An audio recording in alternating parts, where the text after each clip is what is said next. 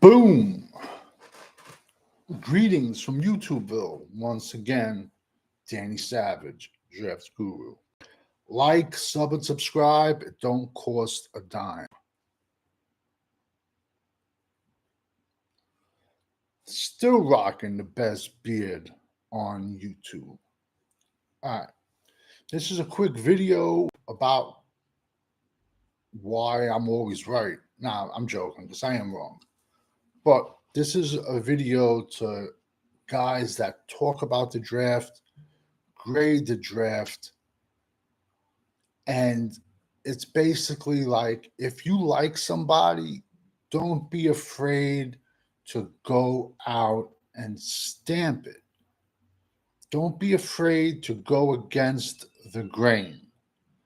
You know, what fun is it if everybody has the same top 10? Ooh, that's not exciting. It's not exciting. I dropped 20 college players so far. Some positions I dropped 28, 29 pre-draft.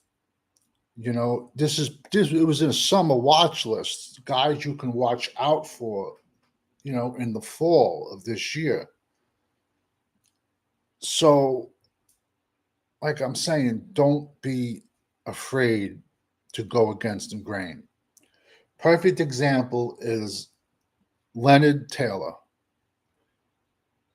defensive tackle, University of Miami. He was a monster early on during his career. His senior year, Miami was in disarray. They started 4 different quarterbacks. And in my opinion, he made a business decision. And he took the season off. So the draft comes and goes, and he goes undrafted. The Jets pick him up as an undrafted free agent. Now, you take a kid like him, he's not getting a stipend anymore. And for everybody out there that doesn't believe that, even before NIL, college kids was getting paid. It was just called a stipend. So they were getting money. So now you got a kid like that. He's on the Jets, who the last time I checked, the Jets had a pretty good defense, a pretty good defensive line. And his back's up against the wall. You know, it's like either he makes the team or he's bouncing at a strip club. Either he makes the team or he's selling cars. Started off a little slowly and then came about the last preseason game, showed a lot in camp, had a 3-sack preseason game, and the Jets had to keep him on the 53 because if not, at worst, the Giants would have picked him up. Another NFL team would not have gotten back to them on the practice squad. He would not have made it. So there's a guy that I had ranked number 9 in my top 10 defensive tackles. Number 9. A lot of people would say that's a reach. And listen, I've been wrong before. There's been guys that, you know, I put in my top 10s that they make the teams. They make teams, but they might not, like, you know, go crazy. But it doesn't matter to me. If you make a mistake, what's the big deal? You know, like, it's a mistake, you know? So he was my 9th rated defensive tackle where nobody had him. in their top 20. Nobody did. But I did. And,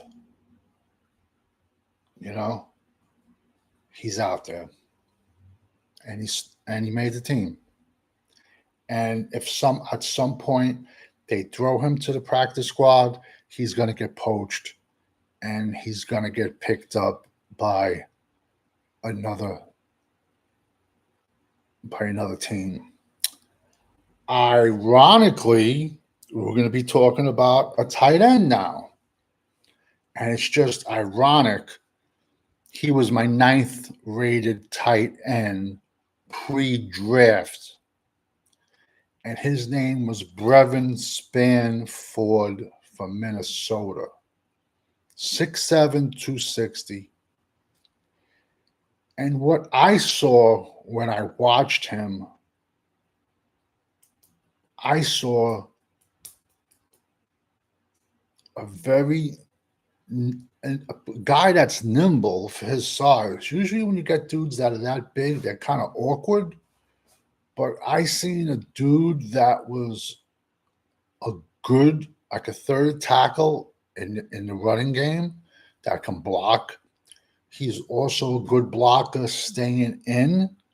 And considering Dallas has a rookie left tackle, he's going to need some help against Myles Garrett, against Cleveland, and even against, there was plenty of games last year. Terrence Steele needed help.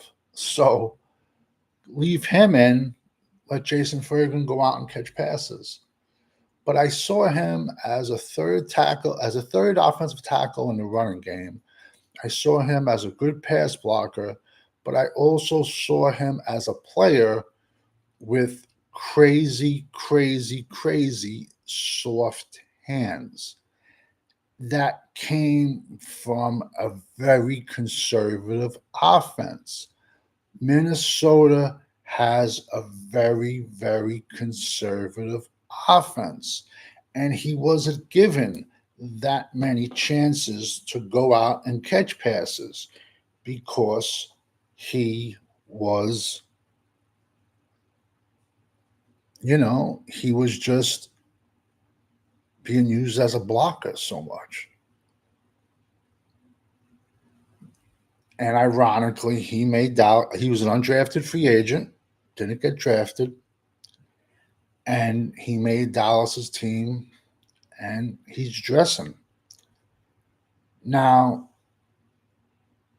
could I have made a mistake with him? Yeah, but the point I'm trying to make is for guys that are like draft guys like me, if you like somebody, don't be afraid to stamp them. And when you're right, that's when you stand out from the rest. The rest of the people are just copy and paste champions. They all wait for certain people to drop their lists, and then they just copy and paste, and that's not no fun. But to be different is that. But also too, you want to throw your guys at the later end of your final draft rankings. You don't want to throw a guy like that in your top 5. You know what I'm saying? You really don't. So you want to throw him back. So, like I said, how ironic Danny Savage, the draft guru, was right once again about 2 guys that nobody had. And honestly, I haven't even gone over the other 30 teams, all their transactions yet. I haven't even gone over them because I'm sure I have more hits, and I'm sure I have misses also too. But I did videos on sleepers. I did videos on everything. So listen, man, you got to give it your best shot and throw your best players out there. But don't be afraid to throw some guys in there that other people don't have. So I might go over to 30 other teams' transactions. I might not. But when you're rocking with the GWO, it's for life.